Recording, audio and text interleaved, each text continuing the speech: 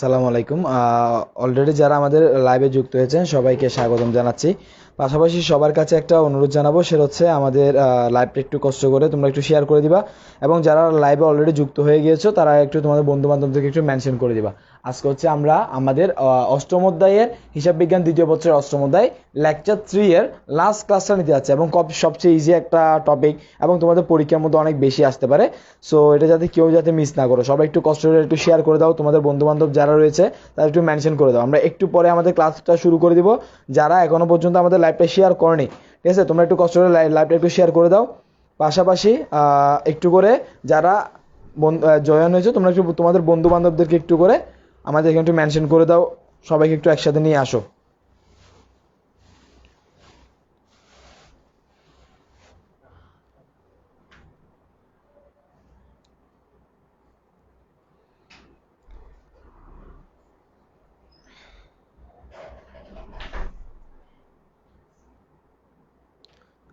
যারা লাইভে যুক্ত হয়েছে সবাইকে ধন্যবাদ জানাচ্ছি, এবং পাশাপাশি তোমাদের সাথে আজকে একটা অ্যানাউন্সমেন্টও রয়েছে যেটা নিয়ে আজকে আমরা আলোচনা করব।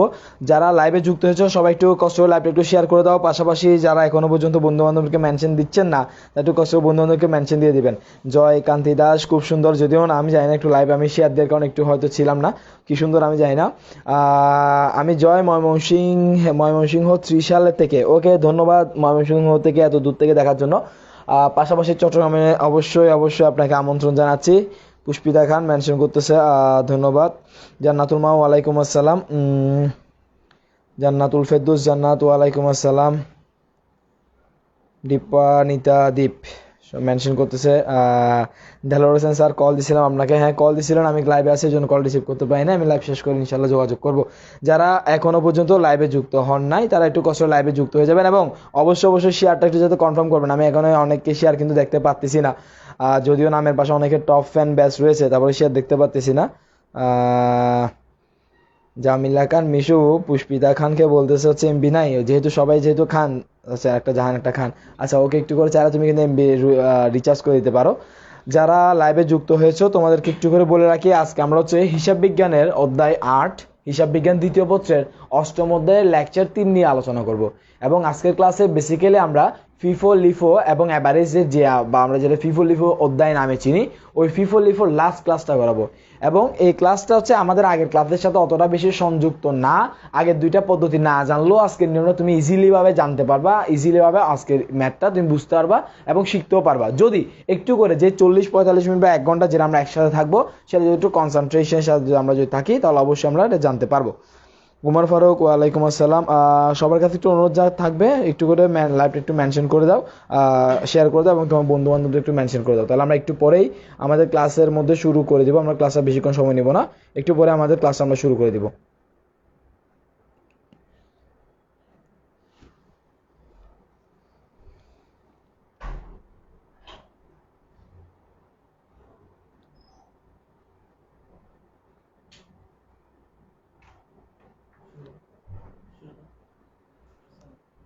একটু ইয়ার জন্য বুঝছি। আচ্ছা, আমরা আমাদের লাইভটা শুরু করে দিই, আর বেশি সময় না নিই, বেসিক্যালি অনেকক্ষণ হয়ে গেছে গা। ওকে, তাহলে আমরা দেখো গত দুইটা ক্লাসে আমরা বেসিক্যালি কি কি বিষয়গুলো নিয়ে আমরা আলোচনা করেছিলাম। গত দুইটা বিষয় আমরা ফিফো পদ্ধতিতে কিভাবে অঙ্কটা সমাধান করব, লিফো পদ্ধতিতে কিভাবে অঙ্কটা সমাধান করব এটা নিয়ে আলোচনা করেছিলাম। এবং আজকে আমাদের আলোচনার বিষয় ছিল হচ্ছে অ্যাভারেজ অথবা ভারযুক্ত গড় পদ্ধতি, যেটা থেকে প্রতি বছর আমার প্রশ্ন আসার পসিবিলিটি 99%, এবং ফিফো থেকেও 99%, লিফো থেকে মাঝে মাঝে আসে এবং মাঝে মাঝে আসে না। তবে ফিফো এবং অ্যাভারেজ এই দুইটা পদ্ধতি আমার জন্য টু মাচ ইম্পর্টেন্ট। এর মধ্যে অ্যাভারেজ থেকে প্রতি ইয়ার তোমার প্রশ্ন আসবে একেবারে, ধরে নাও যে আজকে ক্লাসটা যদি তুমি করো তাহলে তুমি এইচএসসি পরীক্ষার মধ্যে হলে বসে তুমি 4 নাম্বার কিন্তু কনফার্ম করতে পারবা ইনশাল্লাহ ভাবে। আজকে ক্লাসটা নিয়ে চেষ্টা করবো। দীপাঞ্জন ভাই, আমি ফার্স্টে কোয়েশ্চেন করছিলাম কেমন আছেন ভাই। আসলে তখন তুমি যখন কোয়েশ্চেন করছিলা তখন আমি বেসিক্যালি আমার এই জিনিসটা শেয়ার করার জন্য আমার এখানে বের হতে গেছিল, যার কারণে আগের কমেন্টগুলো চলে গেছে, বা আগের কমেন্টগুলো আমি দেখতেছি না। আলহামদুলিল্লাহ ভালো আছি, আশা করি তুমিও ভালো আছো। এরপরে স্যার কেমন আছেন? হ্যাঁ আলহামদুলিল্লাহ ভালো আছি। আচ্ছা, আমি একটু করে শুরু করি, ক্লাসের দিকে চলে আসি। যারা আমাদের সাথে যুক্ত হয়েছো সবাইকে ধন্যবাদ জানিয়ে আমরা আমাদের ক্লাসের দিকে চলে আসছি। দেখো আমরা বেসিক্যালি গত ক্লাসে যে আলোচনাগুলো করেছিলাম আজকের ক্লাসও সেম আলোচনাগুলো হবে, এবং আজকের ক্লাসে যেহেতু আমরা খুব ছোট একটা টপিক রয়েছে, বেশি বড় টপিক না, ওই কারণে আমরা আজকের ক্লাসটা খুব দ্রুত শেষ করতে পারবো ইনশাল্লাহ। ওকে, আমরা যদি যাই একটু করে যদি বলি, দেখো আমরা ফিফো নিয়ে আলোচনা ডান, লিফো নিয়ে আলোচনা যান। যারা আমার ক্লাসে আজকে প্রথম বা নতুন বা পড়ালেখার পেজের মধ্যে যারা আজকে নতুন, সবার কাছে অনুরোধ থাকবে আমাদের আগের যে ক্লাসগুলো রয়েছে, বিশেষ করে ফিফো আর লিপো নিয়ে আমার একটা ক্লাস রয়েছে, একটা ক্লাস রয়েছে, ওই একটা ক্লাস একটু কষ্ট করে সবাই একটু করে নেবেন, যাতে করে আমরা আপনারা যারা নতুন ক্লাসে আসছেন তারা যাতে বুঝতে পারেন। পাশাপাশি আজকে আমরা আলোচনা করবো হচ্ছে আমাদের যেই অ্যাভারেজ বা ভারযুক্ত গড় পদ্ধতি আছে, ওই ভারযুক্ত গড় পদ্ধতি নিয়ে আলোচনা করব। তার আগে আমি একটু করে বলে রাখি, আমাদের যে বক্সটা ছিল, বক্সটা কিন্তু সেমই থাকবে, ঠিক আছে? আমাদের বক্সের মধ্যে কোনো ধরনের পরিবর্তন আসবে না। আমাদের বক্সটা সেই 1960 আমলে যেমন ছিল এখনও ঠিক সেমই থাকবে, মানে আমাদের বক্সটা লিফো এবং ফিফোর ক্ষেত্রে যেমন ছিল এখনও ঠিক সেমই থাকবে। যদি বলি প্রথমে আমরা তারিখের জন্য একটা বক্স করব, দেন বিবরণের জন্য একটা বক্স করব, এরপরে যেই জায়গাটা আমাদের খালি থাকবে ওটাকে আমরা আরো 3টা ভাগে ভাগ করে নেব। যেই জায়গাটা আমাদের গ্যাপ থাকবে ওই গ্যাপটাকে আমরা আরো 3টা ভাগে ভাগ করে নেব। 3টা ভাগে ভাগ করার পরে ওই 3টা ভাগকে আমরা আরো 3টা ভাগের মধ্যে ভাগ করে নেব। যে 3টা ভাগ আমরা করেছি ওই 3টা ভাগকে আমরা আরো 3টা ভাগে ভাগ করে নেব। প্রথমে তারিখের জন্য একটা বক্স থাকবে, বিবরণের জন্য একটা বক্স থাকবে, দেন এরপর আমরা পুরো জায়গাটাকে 3টা ভাগে ভাগ করে নেব। 3টা ভাগে ভাগ করার পরে ওই জায়গাটাকে আমরা আরো 3টা ভাগে ভাগ করে নেব। উপরে তিনটা দুই পাশে 6টা লাইন লেখার মতো জায়গা রাখবেন। উপরে তিনটা দুই পাশে 6টা লাইন লেখার মতো অবশ্যই জায়গা রাখবেন। উপরে বক্স করার উপরে তারিখের উপরে 3টা লাইন, জের বা উদ্ধৃতের উপরে 3টা লাইন লেখার মতো জায়গা রাখবেন। আমরা নামগুলো একটু দিচ্ছি। প্রথম নামটা হবে হচ্ছে তারিখ, এরপরটা হবে হচ্ছে বিবরণ, এরপরটা হবে হচ্ছে আমার ক্রয়, এরপরটা হবে হচ্ছে আমার ইস্যু, এরপরটা হচ্ছে জ্যার অথবা উদ্ধৃত, যে কোনো একটা নাম দিতে পারেন, জ্যার অথবা উদ্ধৃত। আর ভিতরে যে ছোট ছোট 3টা বক্স করতে বলছিলাম এগুলোর নাম হবে হচ্ছে একক, দর, টাকা। একক, দর, টাকা, একক, দর, টাকা, একক, দর, টাকা, একক, দর, টাকা। এভাবে আগে একটা বক্স সাজাই নেব। উপরে বক্সের উপরে 3টা লাইন লাগবে, 3টা লাইন লেখার মতো জায়গা রাখবেন। নিচে 3টা লাইন লাগবে, ওই 3টা লাইন লেখার মতো একটু জায়গা রাখবেন। স্যার চ্যাপ্টার 7 করান, শান্তা ইসলাম নেহা।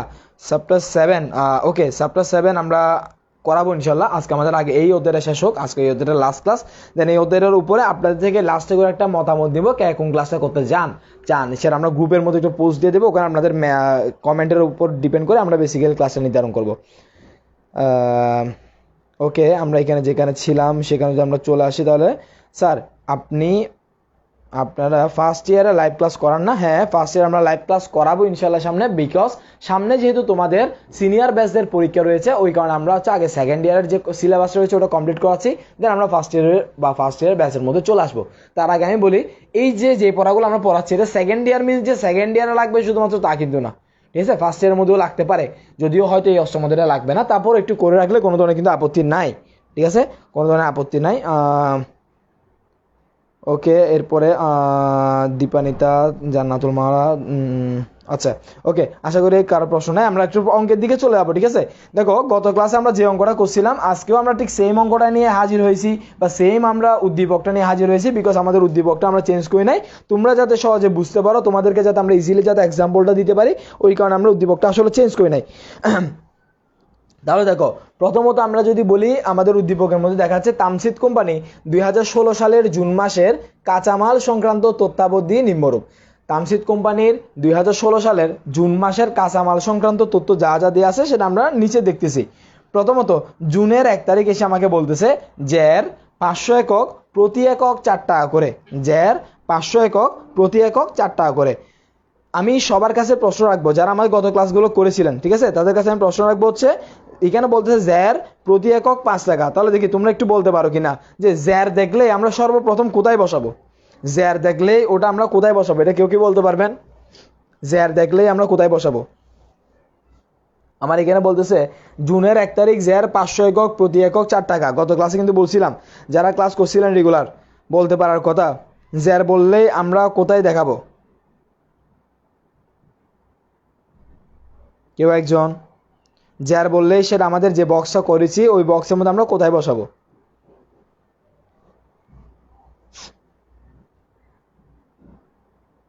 বোঝা যাচ্ছে আজকে ক্লাসটা নিয়ে মজা হবে না, যেহেতু আপনাদের রেসপন্সটা ওয়াই পাচ্ছি না, সো বোঝাই যাচ্ছে ক্লাসটা লং টাইম করাও যাবে না। ওকে, এখানে একজনও বলতেছেন দীপা বলতেছে জ্যারের ঘরে, জান্নাতুল ফেরদৌস মিম বলতেছে হচ্ছে লাস্টের ঘরে। হ্যাঁ, লাস্টের ঘরে অথবা জ্যারের বক্সে আমরা বসাবো, যেটাই দেওয়া থাকুক না কেন। আমরা সালটা উল্লেখ করার পরে বেসিক্যালি আমাদের এখানে অঙ্কটা ছিল হচ্ছে 2016 সাল মেবি, হ্যাঁ 2016 সাল। তাহলে 2016 সালটা আমরা উল্লেখ করব 2016 সালের জুনের 1 তারিখ দেওয়ার পরে। সবসময় আমি বলছিলাম 1 তারিখে যাই থাকুক না কেন আমি এখানে ভিতরে লিখবো হচ্ছে প্রারম্ভিক মজুদ লিখে জ্যারের বক্সের মধ্যে নিয়ে আসবো। আমাকে বলতে দেখো জ্যার 500 একক প্রতি একক 4 টাকা, তাহলে 500 একক বলার কারণ আমরা এখানে বসাবো 500 একক প্রতি একক 4 টাকা করে, 4 5 20 বা 2000 টাকা। এটা গেল আমার জুনের 1 তারিখ, এটা গেল আমার জুনের 1 তারিখ। এরপরে আমাকে 7 তারিখে এসে বলতেছে ক্রয় 600 একক প্রতি একক 5 টাকা।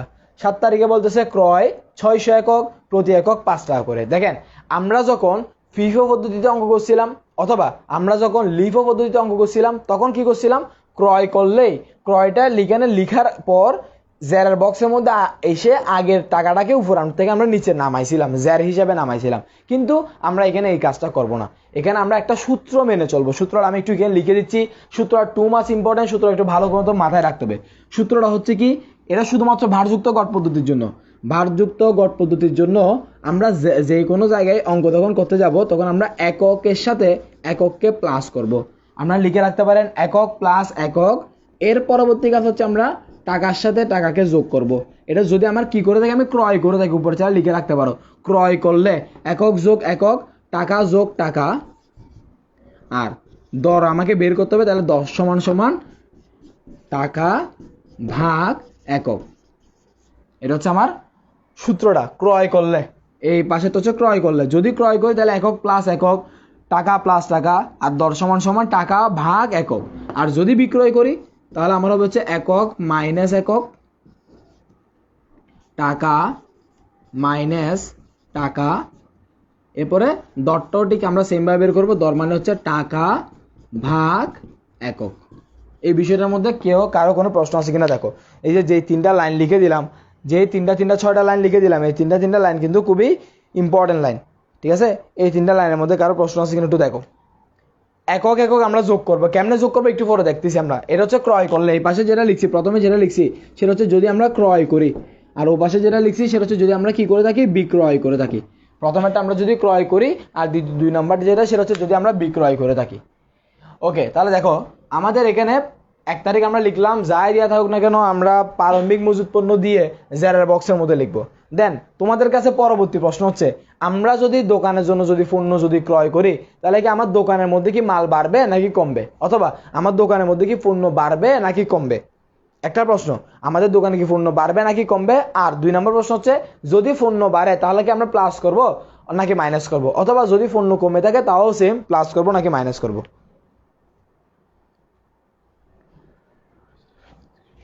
ওকে ওকে ওকে ওকে সরে দাঁড়ালাম, যদিও এখানে জানি না কিছু বোঝা যাচ্ছে কিনা, বিকজ আমার লেখা হচ্ছে চাইনিজ লেখাচ্ছে খারাপ। তারপরও বলতেছি, স্ক্রিনশট নিতে চাইলে নিতে পারো। একজন বলছে ক্ল্যাশ তামিম, অনেকক্ষণ পর তোমার কমেন্ট দেখলাম, সে বলতেছে বাড়বে। হ্যাঁ গুড, বাড়বে যদি আমরা ক্রয় করে থাকি। যদি আমরা ক্রয় করি তাহলে অবশ্যই অবশ্যই আমার দোকানের মধ্যে পণ্য বাড়বে। টাকার কথা বলি নাই, টাকা আসবে নাকি টাকা চলে যাবে এটা বলি নাই, পণ্যের কথা বলতেছি। যদি আমরা ক্রয় করে থাকি তাহলে আমার দোকানের মধ্যে কিন্তু বা আমার গুদামের মধ্যে পণ্যটা কিন্তু বাড়বে। তাহলে বাড়লে কি আমরা যোগ করবো নাকি মাইনাস করব? বাড়লে কি আমরা যোগ করবো নাকি হ্যাঁ দীপা বলতেছে প্লাস করব। কিনলে প্লাস আর বিক্রি করলে মাইনাস। হ্যাঁ ঠিক আছে, কিনলে আমরা প্লাস করবো এবং বিক্রি করলে মাইনাস করব। তাহলে দেখো, আমরা 7 তারিখে ক্রয় করছি, তাহলে আমরা 7 তারিখে লিখতেছি ক্রয়, কত একক ক্রয় করলাম, এই যে 600 একক প্রতি একক 5 টাকা করে। তাহলে আমরা লিখতেছি ক্রয় 600 একক প্রতি একক 5 টাকা করে হলে 5 কত হয়, 5 হচ্ছে তোমার 530 মানে 3000 টাকা। দেন এবার একটা বুঝার ব্যাপার আছে। এবার যে বুঝার ব্যাপার সেটা হচ্ছে, আমরা যখন কি করেছিলাম, যখন আমরা ক্রয় করেছিলাম এর আগে লিফো বিভোর মধ্যে, তখন আমরা জেডটাকে নিচে নামাইছিলাম। আমাদের যে জেডটা আছে এই জেডটাকে নিচে নামাইছিলাম এবং এই যে ক্রয় ছিল এটাকে আমরা নিচে লিখছিলাম, কিন্তু এখন আমরা এই কাজটা না করে অন্য আরেকটা কাজ করব। অন্য কাজটা কিরকম, আমরা যে কাজটা করতে যাব সেটা হচ্ছে একক এবং একককে প্লাস করে দেবো। কারণ আমি একটু আগে সূত্রের মধ্যে বলছি ক্রয় করলে একক এবং একককে প্লাস করব, বিক্রয় করলে একক থেকে একককে মাইনাস করব। যেহেতু আমি এখন ক্রয় করছি তাহলে একক একক আমি কি করে দিব, প্লাস করে দিব, একক একক প্লাস করব। এটা ক্যালকুলেটর ওটা নষ্ট।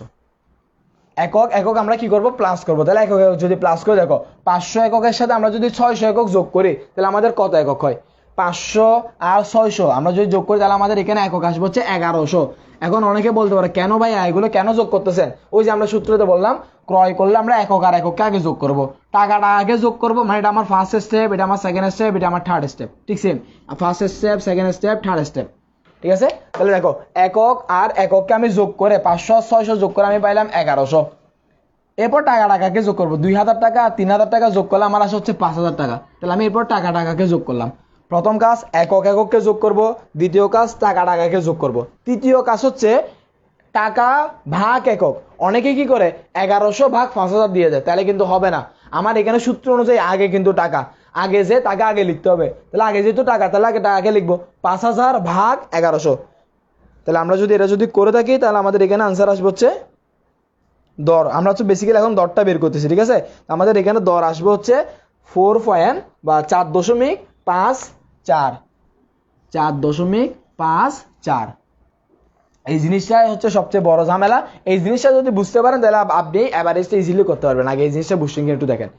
প্রথমে প্রারম্ভিক মূল উৎপন্ন যা ছিল 1 তারিখে তাও বলে লিখে ফেললাম। এরপর আমি ক্রয় করছি, ক্রয় করলে আমার কি হবে, এই 3টা স্টেপ মেনে চলতে হবে। 3টা স্টেপ, ফার্স্ট স্টেপ হচ্ছে একক একককে যোগ করব, মানে আমি আগে এখানে লিখার পরে একক আর একককে যোগ করে এখানে বসালাম। টাকা টাকা যোগ করবো, তাহলে টাকাকে আর টাকাকে যোগ করে টাকার ঘরে বসালাম। দেন এরপর দরটা বের করতে হবে। কেমনে বের করব, টাকা ভাগ একক। আমি টাকাকে একক দিয়ে ভাগ করতেছি, ভাগ করে আমি মান পাচ্ছি 4.54। এই জিনিসটা বুঝছেন কিনা আগে একটু একটু এনশিওর করেন। বাড়লে প্লাস করবো 500 গুণ 6 3000। এরপরে জান্নাতুল, আচ্ছা 1100, হ্যাঁ ওকে।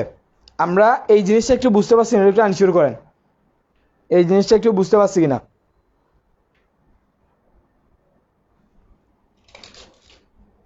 এই জিনিসটাকে আমরা একটু বুঝতে পারছি।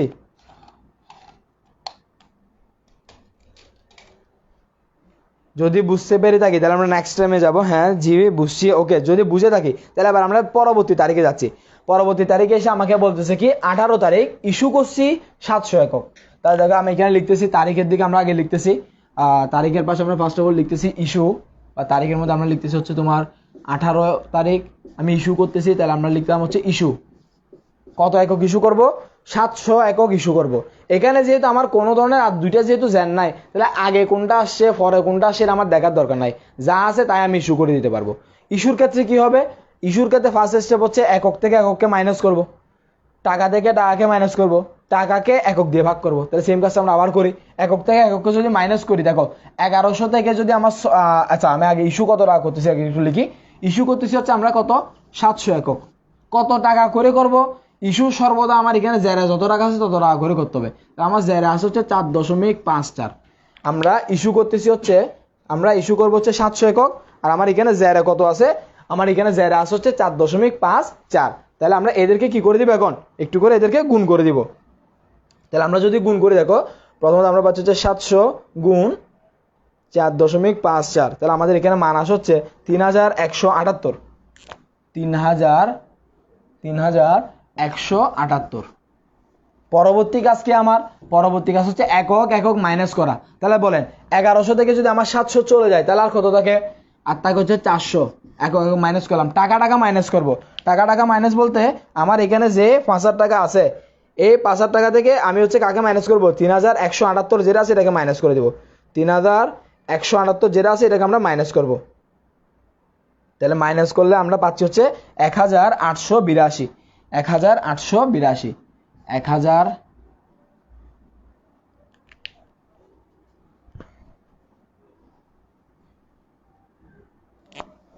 1882।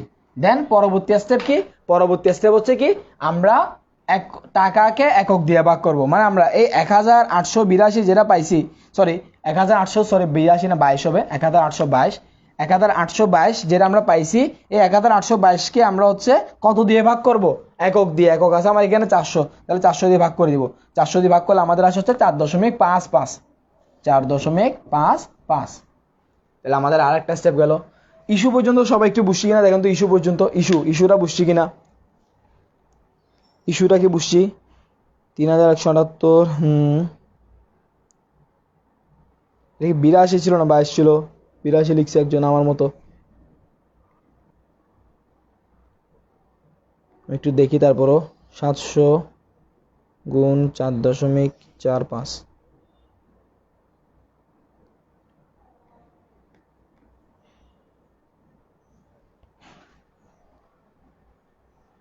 সরি 5 4,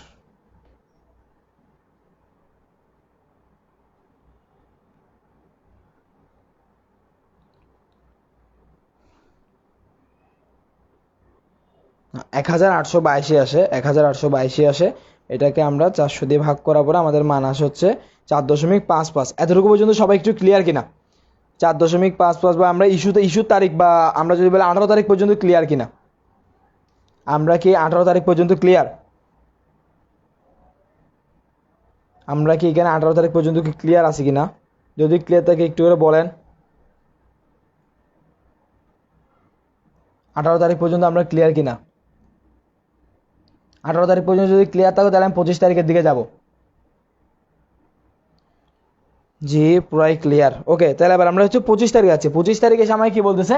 25 তারিখে এসে আমাকে বলতেছে আবার সেম ক্রয় করছি, ক্রয় 300 একক, প্রতি একক 6 টাকা করে। তাহলে যদি আমি ক্রয় করে থাকি তাহলে আবার আমাকে আবার লিখতে হবে 25 তারিখ আমি ক্রয় করতেছি। সো ক্রয় 300 একক, 300 একক বলে আমি এখানে 300 লিখতেছি ফার্স্টে। 300 একক 6 টাকা করে, 300 1800 টাকা হয়, 300 1800 টাকা লিখলাম। লিখার পর আমার এবার একক একক যোগ করবো।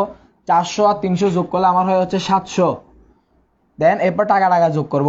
1822 যেটা আমরা পাইছিলাম, 1822 আমরা যেটা পাইছিলাম, হ্যাঁ 1822, এটার সাথে আমরা যোগ করব নতুন করে 1800কে যোগ করলে আমরা পাই হচ্ছে 3622, 3622। এই 3622কে আবার আমরা ভাগ করবো হচ্ছে 700 দিয়ে, তাহলে আমরা পাই হচ্ছে 5.17, 5.17। এটা গেল আমাদের আরেকটা ক্রয়। দেন সর্বশেষ আমাকে এসে বলতেছে 30 তারিখ, 30 তারিখ আমাকে বলতেছে হচ্ছে ইস্যু। তাহলে ইস্যু মানে কি? ইস্যু মানে বিক্রয়। তাহলে আমরা আবার বিক্রয় করব, 500 একক বিক্রয় করব। 500 একক বিক্রয় করতেছি কত টাকা করে? এই যে এখানে আমার যত টাকাটা আছে অত টাকা করে। তাহলে আমরা এটা যদি গুণ করি 500 গুণ 5.17, তাহলে আমাদের এখানে আসে হচ্ছে 5.17 করে আমরা যদি গুণ করি 2585, 2585। দেন পরবর্তী কাজ হচ্ছে কি আমার একক থেকে এককে মাইনাস করা। 700 থেকে 500 চলে গেলে হবে হচ্ছে তোমার 200। 3622 থেকে 3622 থেকে যদি আমাদের 2585 চলে যায় তাহলে হয় হচ্ছে 1037। দেন 1037কে আমরা ভাগ করব কত দিয়ে? 1037কে আমরা ভাগ করব হচ্ছে 200 দিয়ে। 200 যদি ভাগ করি তাহলে আমরা পাই হচ্ছে 5.19, 5.19। এতটুকু পর্যন্ত আগে ক্লিয়ার কিনা একটু বলেন? এতটুকু পর্যন্ত যদি ক্লিয়ার হন তাহলে আমরা কিন্তু অঙ্ক শেষের দিকে। 5.19, এতটুকু পর্যন্ত ক্লিয়ার কিনা?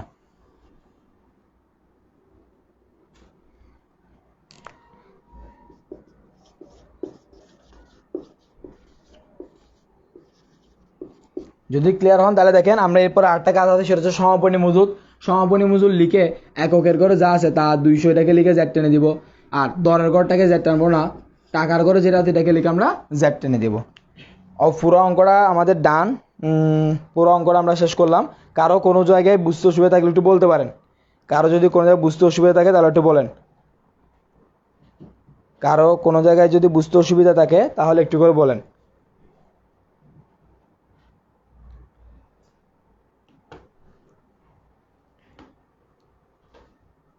কারো যদি কোনো জায়গায় যদি বুঝতে অসুবিধা হয়, কোনো অ্যান্টি বুঝেন নাই বা এরকম কিছু থাকলে একটু বলতে পারেন।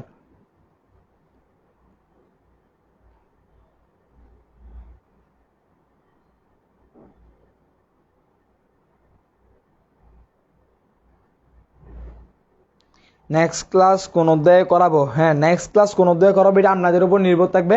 আমার লাইভ ক্লাসে শেষ হওয়ার সাথে সাথে আমি হচ্ছে গ্রুপে আপনাদের যেটা পড়ালেখার যেটা গ্রুপ রয়েছে যেটা পাবলিক গ্রুপ রয়েছে, পড়ালেখার যে পাবলিক গ্রুপ রয়েছে ওখানের মধ্যে আমি একটা কোয়েশ্চেন দিয়ে দিব, যাদের যেই জিনিসটা কি করার দরকার, যারা মনে করেন যে আমার এই জিনিসটা এই ওদেরটা দরকার আছে, ওই ওদের একটু কষ্ট করে আপনারা একটু গ্রুপের মধ্যে ওখানে পোস্ট করে দিবে বা কমেন্টে একটু জানাবেন। দেন যেই কমেন্টটা আমাদের সবচেয়ে বেশি থাকবে ওই কমেন্টটাকে নিয়ে আমরা কি করব, আমাদের নেক্সট ক্লাসটা ওভাবে প্ল্যানিংটা সাজাবো। ঠিক আছে, সো এটা সম্পূর্ণ আপনাদের উপর থাকবে। এই ওদের আশা করি এই বিষয়টা যা বলছি তা আশা করি ক্লিয়ার। যদি কারো কোনো ধরনের প্রশ্ন থাকে তাহলে একটু করতে পারেন। যেমন একজনে বললো নেক্সট ক্লাস কখনো বহু প্রশ্ন রিপ্লাই দিলাম, কারো কোনো প্রশ্ন থাকলে করতে পারেন। ক্রয় ও ইস্যুতে প্রতিবার কেন দর বের করতে হয়? দেখেন বেসিক্যালি অ্যাভারেজ বা ভারযুক্ত গড় পদ্ধতির মধ্যে যদি বলি, আমাদের ক্রয় করলে আমাকে দরটা বের করতে হয়, ইস্যু করলে আমাকে দর বের না করলেও চলে। তবে আমাদের যে ঝামেলা থাকে ওই ঝামেলাটাকে এড়াই চলার জন্য আমরা ইস্যু করলে দর বের করাটা একটু, দর বের করলে আমাদের জন্য ভালো হয়। ঠিক আছে, কিন্তু ক্রয় করলে আমাকে দরটা বের করতেই হবে। কেন বের করতে হবে আমি বলি। দেখেন প্রথমে আমার প্রারম্ভিক মজুদ যে হাতে মজুদ আছে সেটা হচ্ছে 500 একক এবং সেটার দাম কত টাকা, 4 টাকা করে। এরপরে আমি যেটা ক্রয় করছিলাম 600 একক, ওটা হচ্ছে 5 টাকা করে। দুইটা টাকা কিন্তু আমার সেম না, একটা 4 টাকা, একটা হচ্ছে 5 টাকা। তাহলে এই 4 টাকা আর 5 টাকা এই দুটোকে যখন আমি ব্যালেন্স করতে যাব তখন আমাকে গড় হিসাবে ব্যালেন্স করতে হয়। আর গড় মানে হচ্ছে যোগ করে ভাগ করা। এই জন্য আমি ক্রয় করলে ওটাকে যোগ করে দেন আমি ভাগ করে থাকি। আশা করি প্রশ্নের উত্তর পাইছেন। এরপরে আর কারোর প্রশ্ন থাকলে করতে পারেন। এরপর যদি আর কারো কোনো প্রশ্ন থাকে। আজকের ক্লাসটা যদিও যেভাবে আশা করেছিলাম ওভাবে সম্পূর্ণভাবে হয়নি, আপনাদের কারণেই যদি বলা যায় সেটা। স্যার যদি কারোর প্রশ্ন থাকে একটু বলবেন, আমি একটু প্রশ্ন নিব, দেন এরপরে ক্লাসটা শেষ করব।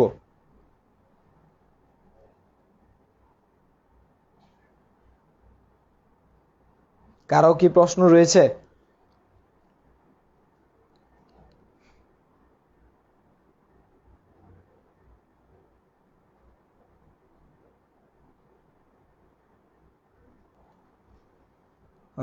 আশা করি আপনাদের কারো প্রশ্ন নাই। রক্ষিত আয় বিবরণী ধরিয়েন স্যার নেক্সট ক্লাসে। ওকে, সেটা চেষ্টা করব। আপনাদের সবার থেকে চিন্তা ভাবনা করে আপনাদের সবার থেকে পরামর্শ নেওয়ার পরে দেন এরপরে যাব। ঠিক আছে, ওকে, তাহলে আশা করতেছি আপনাদের কারো আর কোনো ধরনের প্রবলেম নাই। যদি প্রবলেম না থাকে তাহলে আমাদের ক্লাসে আমরা আজকে এখানে শেষ করতে পারবো। আশা করি সবাই ভালো থাকবেন, সুস্থ থাকবেন। পাশাপাশি সবাইকে হচ্ছে মাহে রমজানের শুভেচ্ছা। বিকজ আমাদের যদি আমরা যদি বলতে যাই আর একটা দিন পরে কিন্তু আমাদের মাহে রমজান শুরু হতে যাচ্ছে। সো ওই রমজানে সবাইকে শুভেচ্ছা জানাচ্ছি। পাশাপাশি সবাইকে আল্লাহ তাআলা হচ্ছে ভালো মতো সুস্থ সবল থেকে সম্পূর্ণ সবগুলো রোজা যাতে সম্পূর্ণ করতে পারে ওই হাদায়াত যাতে দান করে এবং ওই তৌফিক যাতে দান করে তাও আল্লাহর কাছে কামনা করতেছি। সবাই আমাদের জন্য একটু দোয়া করবেন। বিশেষ করে এখানে আমরা এই স্টেজে এখন যারা দাঁড়িয়ে রয়েছি বা এই স্টেজে যারা এসে ক্লাস দিচ্ছে তারা কিন্তু সারাদিন কিন্তু রোজা রেখে ক্লাস নিবে। রোজা থাকা অবস্থায় তারা কিন্তু বিভিন্ন জায়গায় ক্লাস নিবে, বিভিন্ন অন্যান্য জায়গায় বিভিন্নভাবে কানেক্টেড থাকবে। দেন আবার রোজার পরে বা ইফতারের পরে এসে আবার আপনাদের এখানে এসে লাইভ ক্লাসটা নিতে আসবে। সো আপনাদের লাইভ ক্লাসের মধ্যে যদি পর্যাপ্ত পরিমাণ টিচার যদি সন্তুষ্ট না হয় তাহলে কিন্তু লাইভ ক্লাসটা আমরা কন্টিনিউটা আর করতেছি না বা আমরা লাইভ ক্লাসটাও কন্টিনিউ করবো না।